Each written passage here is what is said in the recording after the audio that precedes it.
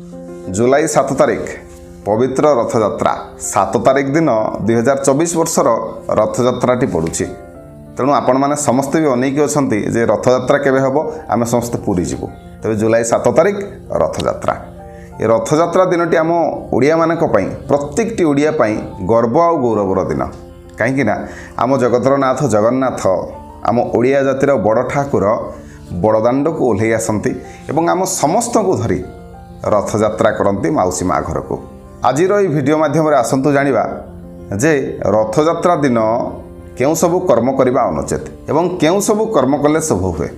ता सहित जानिबा जे केउं समय रे जगन्नाथ महाप्रभुंकर द्वार बंद रुहे एवं से दर्शन दियंती नाही। एटा सबुठु इम्पोर्टेंट जिनस बहुत लोक जानि भी नथिबे। एवं ता सहित आहरी मध्ये जानिबा जे रथयात्रार पर्व केबेठारु पालन हैला काहेकि हैला। रथयात्रा एवं बाहुड़ा यात्रा परे जो रथरे महाप्रभु रथयात्रा एवं बाहुड़ा यात्रा करती यात्रा परे से रथर कौन हुए कौन करा जाए से रथ गुड़िक। तेबे आसंतु वीडियो का आरंभ करिबा। नमस्कार, मो मनोज दास स्वागत आपण मानकु आजिकार ए भिडियोटी को शेष पर्यंत देखंतु कहीं भिडियोटी को शेष पर्यंत देखिले ही ये वीडियो बाबद सारा कथा आपण माने सब जानि परिबे। अधा देखिले हुए तो बहुत किछि कथा आपण माने मिस करिवे। तेबे आसंतु वीडियो को आरंभ करिबा। तेबे प्रथम रे आसंतु जानिबा रथयात्रा काहेकि पालन हला केबेठारु पालन हला। देखंतु देउळ भितरे बसी बसी माँ सुभद्रा दिने जगन्नाथ एवं बलभद्र को कहले जे भाई मुई सब तो मंदिर भितर बसची आउटे जाइकी नगर टे देखि आसले हंतानी। जो भौणी भाई पाखे अलीटे कला तेणु भाई मैंने तो निश्चिंत भाव में से कथा को शुणे ना। तेरे बड़ ठाकुर बलभद्र एवं जगन्नाथ भौणीर कथा शुणिले एवं दिन धार्य है एवं गोटे स्वतंत्र दिन में से नगर बुलीजे बोली चिंता कले। तेबे तांको सेवक माने मध्य रथ प्रस्तुत कले। रथरे बुलीजे ना महाप्रभु आ कौन चलिकी जी। तेणु रथ प्रस्तुत है से रथरे बसिकी एक स्वतंत्र दिन में तीन ठाकुर नगर परिक्रमा कले बा नगर बुली गले। तेबे नगर बुलू बुलू से जाई पहुँचिले तांकर माउसी माँ घरे श्रीगुंडीचारे। जो श्रीगुंडीचारे तीन ठाकुर पहुँचिले माउसी मध्य अत्यंत आदर सहकारे पाछुटी नेले तीन ठाकुर को। एवं माउसी घरे जिते से पहुँची आपण मैंने जो मामू घर को माउसी घर को जाऊँच से दिने भाविकी जाइथिबे बा 2 दिन भाविकी जाइथिबे किंतु रहिबा 8-10 दिन।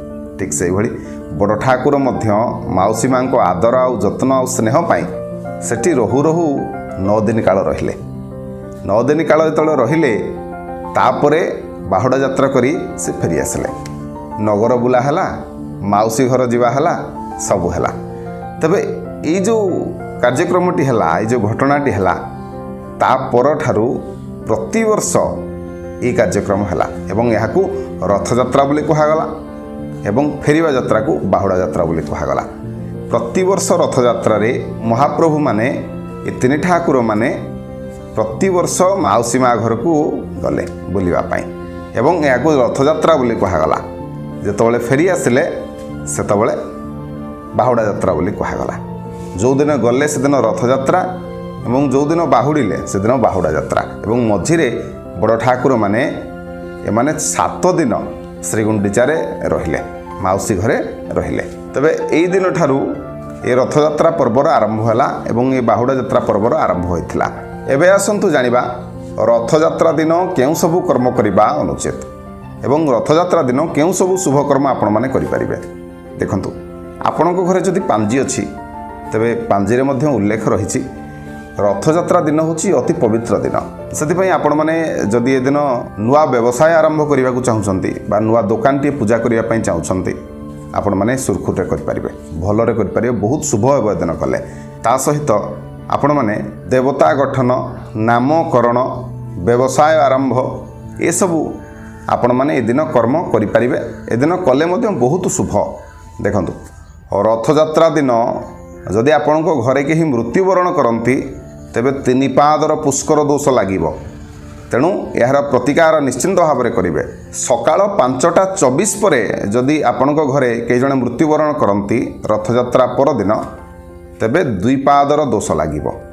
तेणु आपण माने ए दिन जदि कहीं मृत्युवरण करती आपण घरे तेबे पुष्कर शांति निश्चिंत भाव में ये कर्मटी करेंगे नले आपण समस्ते परिवार सारा घांटी हेबे ए दोषरे।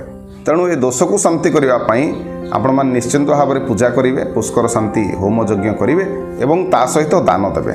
କ'ଣ ଦାନ ଦେବେ?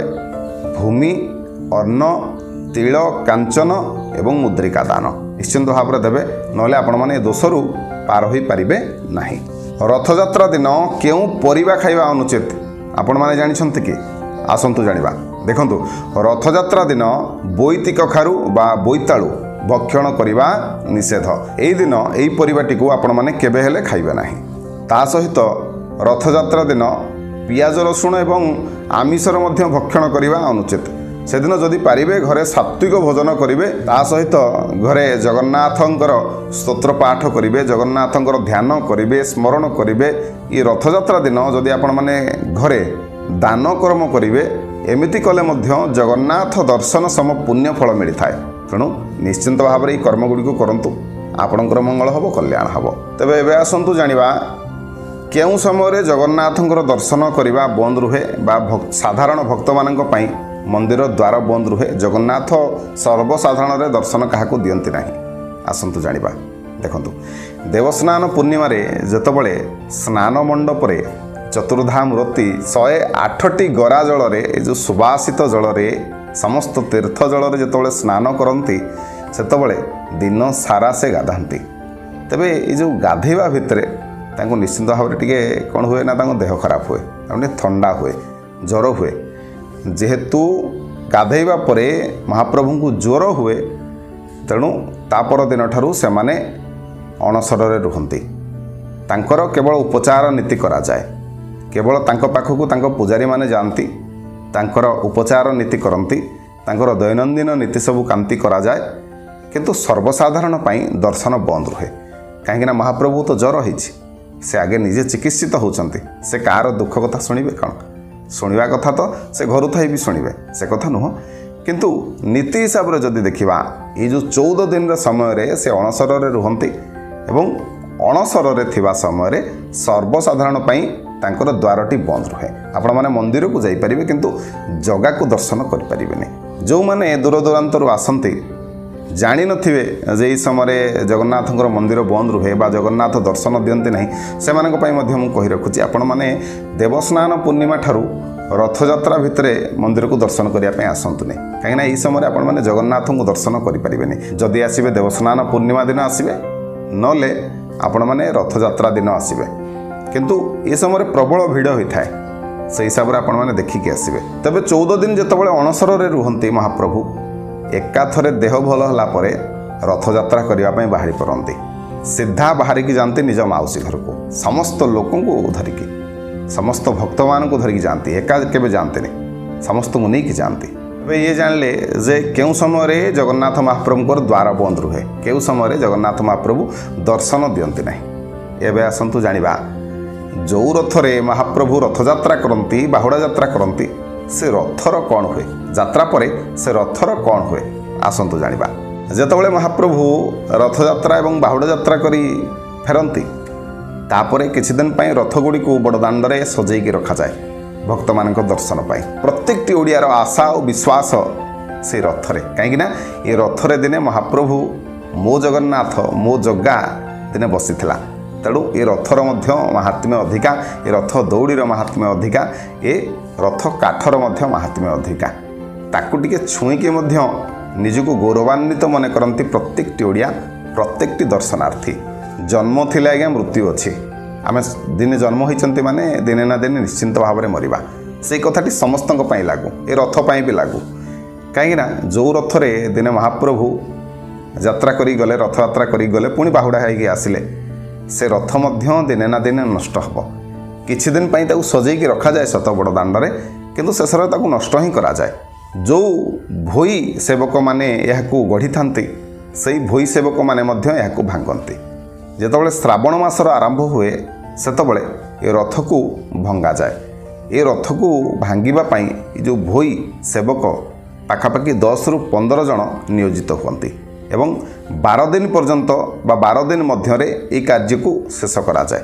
ତେବେ ରଥର ସବୁକିଛି ଜିନିଷକୁ ଭାଙ୍ଗି ଦିଆଯାଏନି। ବହୁତ କିଛି ଜିନିଷକୁ ଶ୍ରୀଗୁଣ୍ଡିଚା ମନ୍ଦିରରେ ସାଇତିକି ରଖାଯାଏ ଏବଂ ଏହାକୁ ସର୍ବସାଧାରଣଙ୍କ ପାଇଁ ନିଲାମ କରାଯାଏ। ମାନେ ସାଧାରଣ ଭକ୍ତଟିଏ ଚାହିଁଲେ ମଧ୍ୟ ଏହି ରଥରୁ କିଛି ଜିନିଷ ନିଜ ପାଖରେ ସ୍ମୃତି ଭାବରେ ରଖିପାରିବ।